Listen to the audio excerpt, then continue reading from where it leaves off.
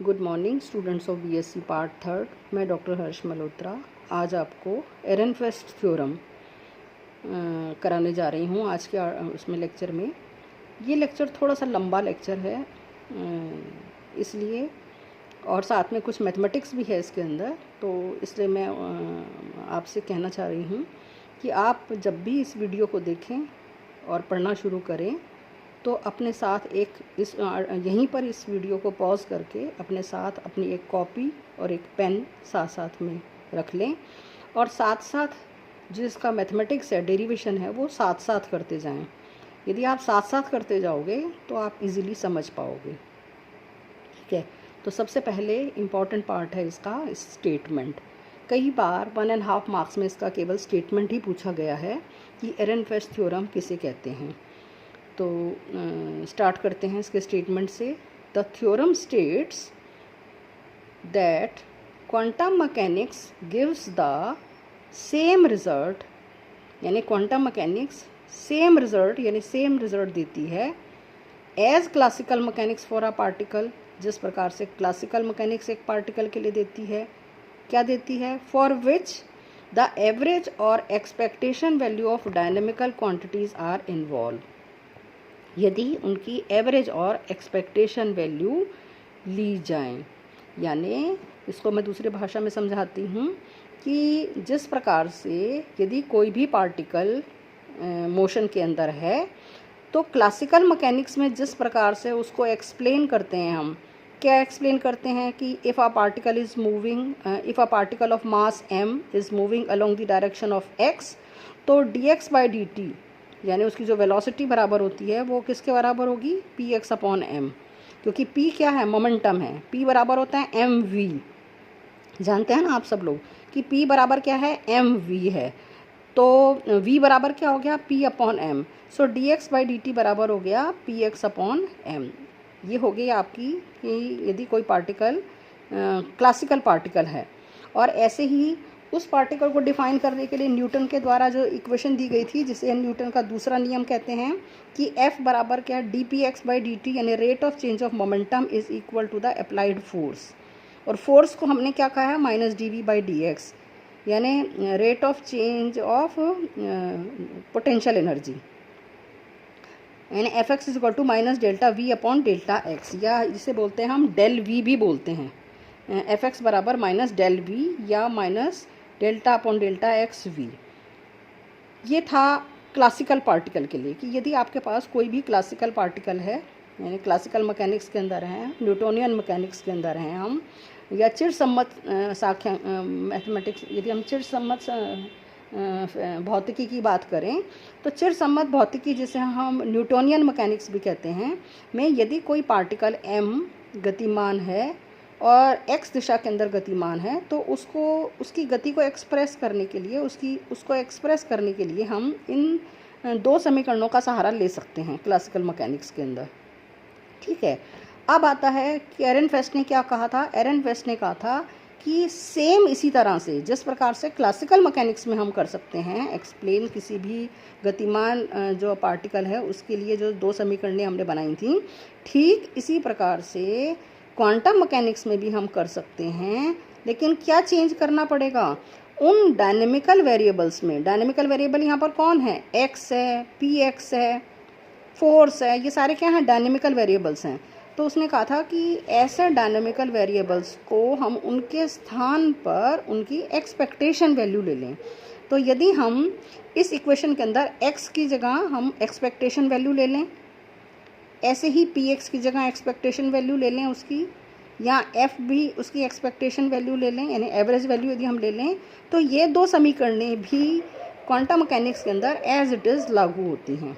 ठीक है, तो समझ में आ गया सबको? अब मैं वापस स्टेटमेंट पर आ रही हूँ, शायद आई होप आप लोगों को समझ में आ गया होगा कि the theorem states that quantum mechanics gives the same result as classical mechanics for a particle for which क्या करना है? द एवरेज और expectation values of dynamical quantities are involved. So it is just like a correspondence principle, यानी ये क्या करता है? ये रिलेट कर रहा है क्लासिकल मैकेनिक्स को और क्वांटम मैकेनिक्स के बीच में एक तरह का ब्रिज है ये. So it is just like a correspondence principle, और we can say it is like a bridge between classical mechanics and quantum mechanics. अब इसको कैसे प्रूव करते हैं? हम कहते हैं कि let us consider a particle of mass m moving with a velocity vx in a force field fx which is equal to minus delta v upon delta x.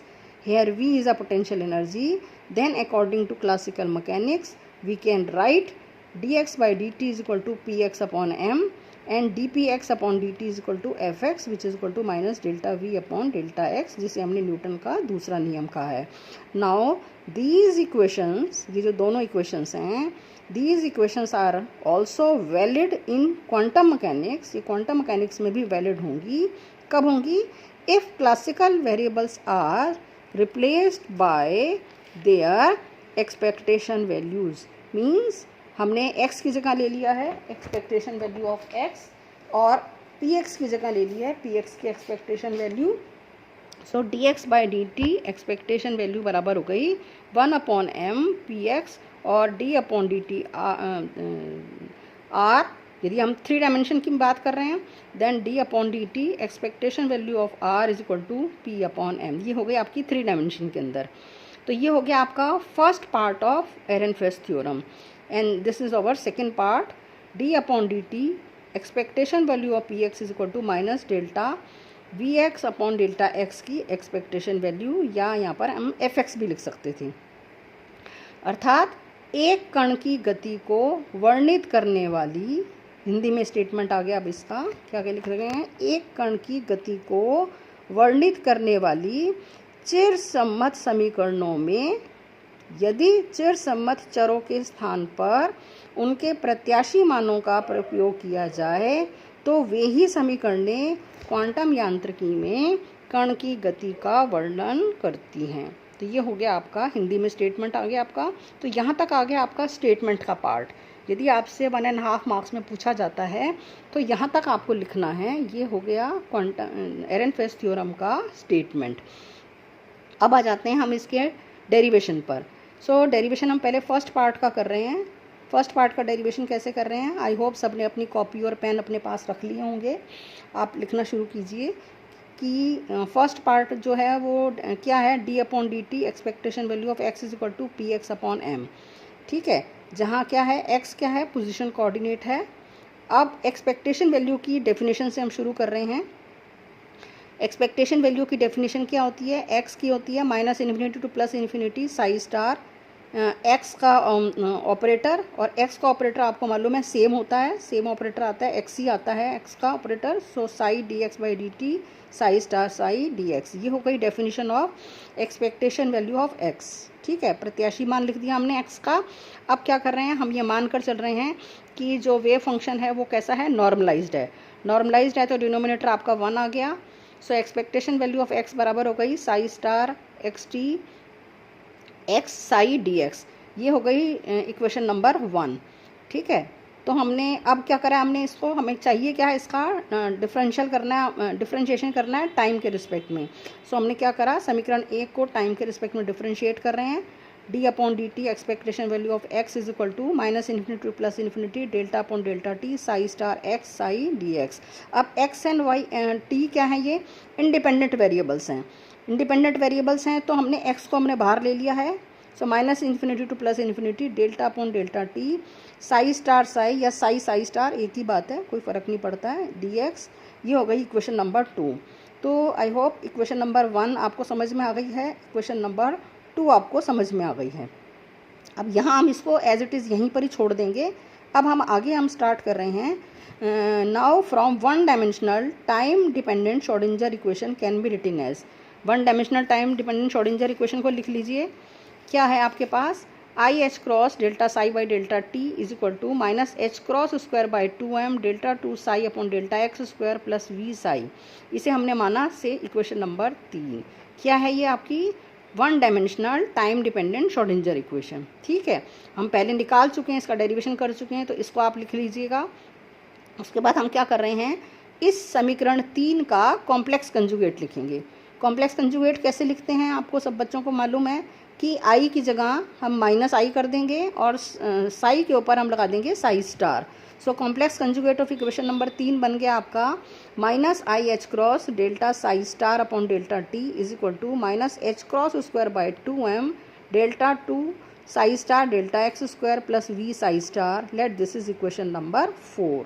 तो आई होप थर्ड इक्वेशन आपकी समझ में आ गई है, fourth आपकी equation समझ में आ गई है।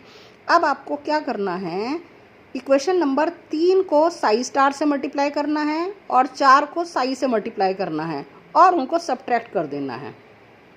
वापस से बता रही हूँ क्या करना है। समीकरण 3 को हम मल्टीप्लाई करेंगे साई स्टार से, समीकरण 4 को मल्टीप्लाई करेंगे साई से, और जो भी हमारे पास आएगा उसको हम माइनस कर देंगे, सब्ट्रैक्ट कर देंगे। सो आपके और आई एच क्रॉस तो हमने कॉमन ले लिया है। सो आई एच क्रॉस आ गया आपके पास। अब आ जाते हैं हम लेफ्ट हैंड साइड में। आपके पास क्या आ गया है, लेफ्ट हैंड साइड में आपके पास आ गया साई स्टार, क्योंकि यहाँ पर हमने साई स्टार से मल्टीप्लाई किया था, Sai star delta psi by delta T. इधर आपने मल्टीप्लाई किया साई से, सो बन गया Sai delta psi star upon delta T. आई एच क्रॉस आपने कॉमन ले रखा है, इज इक्वल टू, इसी प्रकार से आपके पास राइट हैंड साइड में आ जाएगा minus h cross square by 2m हमने कॉमन लिया है। पहली जो दो टर्म्स हैं वहाँ से आपके पास आ जाएगा Sai star delta 2 psi upon delta x square minus psi delta 2 psi star upon delta x square. ये वाली जो टर्म है आपकी सेकेंड टर्म, ये आपकी एक जैसी हैं, क्योंकि v चाहे आप साई स्टार साई लिख लो या साई साई स्टार लिख लो, एक ही बात है, तो ये एक दूसरे से कैंसिल हो जाएंगी। तो आपके पास ये बच गया, आपके पास इस तरह से इक्वेशन आ जाएगी। अब क्या करें हम, लेफ्ट हैंड साइड को आप ध्यान से देखें।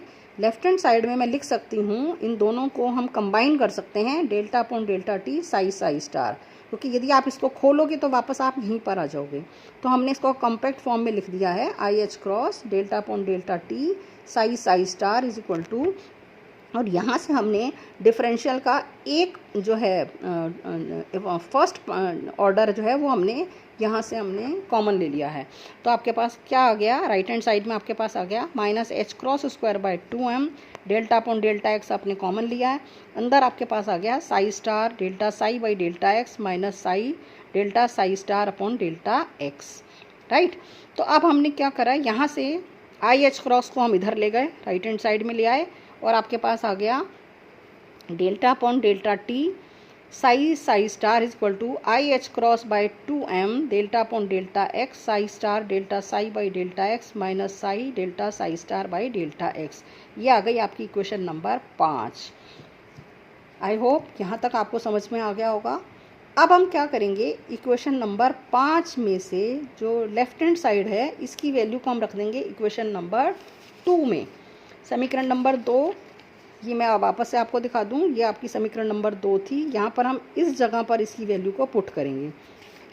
तो आपके पास क्या आ गया, d by d t of expectation value of x is equal to i h cross by 2m हमने कॉमन ले लिया है, minus infinity to plus infinity, x आपका एज इट इज़ आ गया, और delta upon delta t psi psi star की जगह हमने ये वैल्यू को यहाँ पर रख दिया है। ठीक है, तो ये हो गया आपका डिफरेंशियल आ गया। ठीक है, अब हम क्या करेंगे, यहाँ से इस इक्वेशन को हम इंटीग्रेट करेंगे। इंटीग्रेट कैसे करना है, बाय पार्ट्स हम इसको इंटीग्रेट कर रहे हैं। बाय पार्ट जब हम इसको इंटीग्रेट करेंगे तो ये बराबर हो गया आई एच क्रॉस बाय 2m। शुरू में आपके पास क्या आ गया, x आपका एज इट इज़ हो गया, इसका आपने इंटीग्रेशन किया है, डिफरेंशियल की फॉर्म में था, कैंसिल हो गया डिफरेंशियल इंटीग्रेशन से। सो आपके पास आ गया x Sai star delta psi by delta x minus psi delta psi star upon delta x.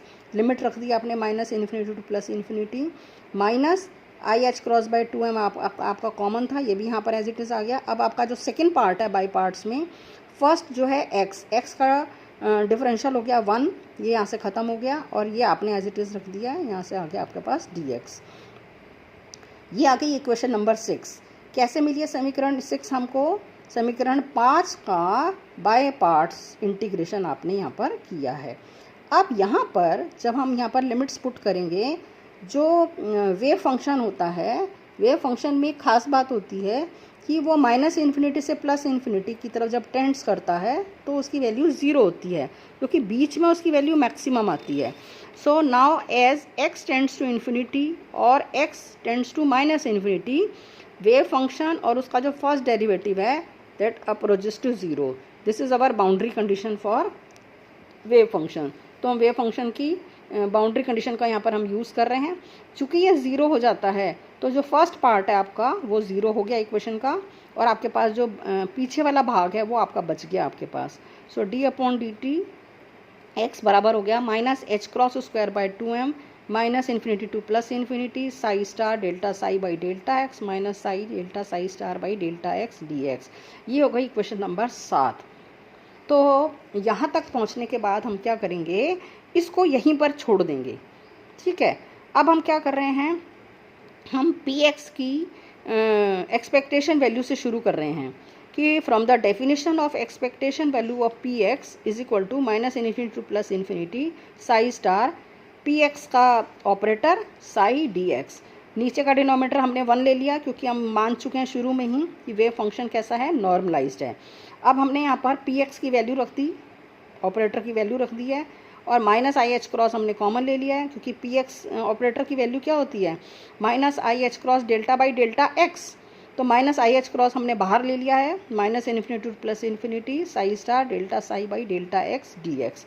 और यहाँ से इसकी वैल्यू आपके पास आ गई, या ये कह सकते हैं कि माइनस आई एच क्रॉस को आप राइट हैंड साइड में ले जाते हैं तो आपके पास जो आ जाता है वो क्या आ जाता है, minus infinity to plus infinity psi star delta psi by delta x dx is equal to px upon minus i h cross. ये नीचे आ गया, आई से हमने ऊपर नीचे मल्टीप्लाई कर दिया है, तो आपके पास क्या आ गया है, आपके पास आ गया i square again comes out to be -1, और माइनस आई स्क्वायर है तो हो गया +1। तो आपके पास जो सॉल्व होने के बाद आ गया है वो आ गया आपके पास i h cross expectation value of px। That this is equation number 8। अब हम क्या करेंगे, इसी इक्वेशन का हम यहाँ से कॉम्प्लेक्स कंजुगेट ले लेते हैं। कॉम्प्लेक्स कंजुगेट लेंगे तो क्या आ गया आपके पास, साई स्टार की जगह आपके पास आ गया साई, और साई की जगह आ गया psi star. So that comes out to be minus infinity to plus infinity psi delta psi star upon delta x dx is equal to, i की जगह आपने क्या लिख दिया है यहाँ पर, माइनस आई रख दिया है। So minus i h cross expectation value of px, ये आ गई इक्वेशन नंबर 9। ठीक है, तो समीकरण 8 और 9 कैसे आई है ये आपको समझ में आ गया होगा। वापस से बता देती हूँ आपको कैसे किया मैंने। एक्सपेक्टेशन वैल्यू की डेफिनेशन से शुरू किया था, मोमेंटम की एक्सपेक्टेशन वैल्यू से, that comes out to be minus infinity to plus infinity psi star px का ऑपरेटर साई dx। ऑपरेटर की वैल्यू पुट कर दी मैंने यहाँ पर। ऑपरेटर की वैल्यू पुट करने के बाद हमने इसको सॉल्व किया, और यहाँ से फिर हमने इसका कॉम्प्लेक्स कंजुगेट ले लिया है, तो मेरे पास आ गई समीकरण 9। अब 8 और 9 जो इक्वेशन है, इन दोनों का यूज़ कर रहे हैं हम समीकरण 7 में। समीकरण 7 में आपने देखा यहाँ आपके पास क्या है, जो फर्स्ट पार्ट है आपका पास minus infinity plus infinity psi star delta psi by delta x, वो कहाँ से मिलेगा, समीकरण 8 से मिलेगी।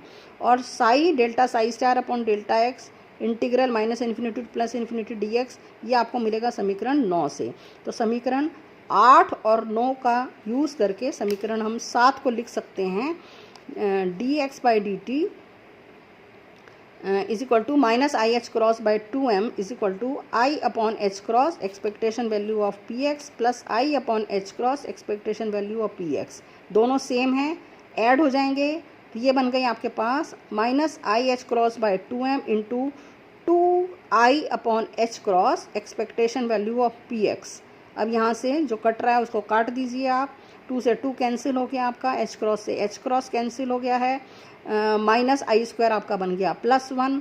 तो आपके पास क्या रिजल्ट आ गया, d upon d t expectation value of x is equal to expectation value of px upon m। So ये क्या था हमारा एरेनफेस्ट इक्वेशन का first part. So this is Ehrenfest first equation. तो आई होप सब लोगों की समझ में आ गई होगी। मैं फिर से आपसे कह रही हूँ, इस आर्टिकल को जब भी आप करने बैठें, एक कॉपी और एक पेन को आप अपने साथ रख कर बैठें। दूसरा मैं एक चीज़ और कहना चाहूँगी, इस तरह जो भी मैं इसका एनालिसिस कर रही थी यूट्यूब का, ऐसे बहुत से बच्चे हैं जिन्होंने अभी तक चैनल को सब्सक्राइब नहीं किया है। चूँकि उन्होंने सब्सक्राइब नहीं किया है तो उनके पास नोटिफिकेशन नहीं आ रहा है जो भी नया वीडियो डलता है उसका, और वो फिर मेरे पास मैसेज डालते हैं कि मैम नेक्स्ट वीडियो कब आ रहा है। तो ऐसे बच्चों से मैं कहना चाहूँगी, प्लीज़ आप लोग सब्सक्राइब कर लीजिए, ताकि जैसे ही कोई नया वीडियो डलेगा आपके पास इसका नोटिफिकेशन आ जाएगा। और आप चूँकि आपको रेगुलर पढ़ना पड़ेगा, क्योंकि हर दिन एक वीडियो डल जाता है।